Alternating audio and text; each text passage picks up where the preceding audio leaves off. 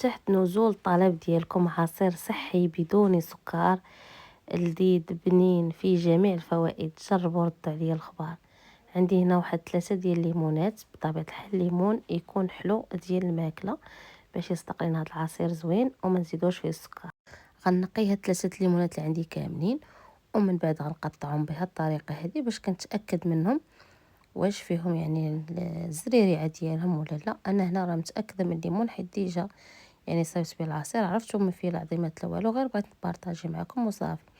كنحيد غير هذوك العفه اللي فيه الوسط صافي، وكنحط في الخلاط الكهربائي غير باش نتاكدوا ان العصير ما يجيناش مر.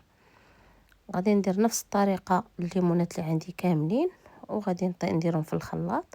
ومن بعد غناخد بنانه وحده او جوج بنانات. هذه كانت عندي الصراحه في المجمد، كنقيه وندير ليه السلوفان ونوضعه في المجمد كيبقى زوين. هانتوما كتشوفوا كيبقى لونه ابيض. هنا وضعت بنانه، وهنا غادي ناخد التمر داك المعسل، ضروري يكون المعسل حيت هذاك الاخر كيكون ناشف. صافي غنوضع واحد الكميه اللي غنحس بها غتحلي ليا العصير ديالنا، حيت التمر راه زوين وصحي وصراحه كيجي زوين في العصير. غنضيف هنا اللوز. هاد اللوز هذا الصراحه كان شايط عليا من الشباك، هي مطحون يعني، وقلت علاش لا ما نديروش في العصير. درت هنا 2 معالق، ممكن ديروا اللوز حب.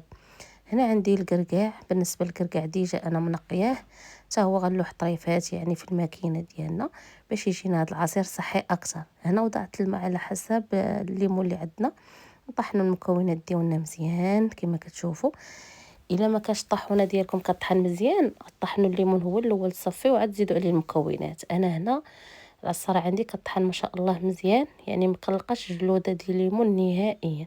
صافي هذا هو العصير ديالنا، كيجي القوام ديالو خاتر والصراحه بنين وفيه واحد البنه بحال البنه ديال الخوخ والشهديه. صراحه كيجي زوين. ملي ذاقوه ولادي قالوا ماما واش مصايبه بالخوخ.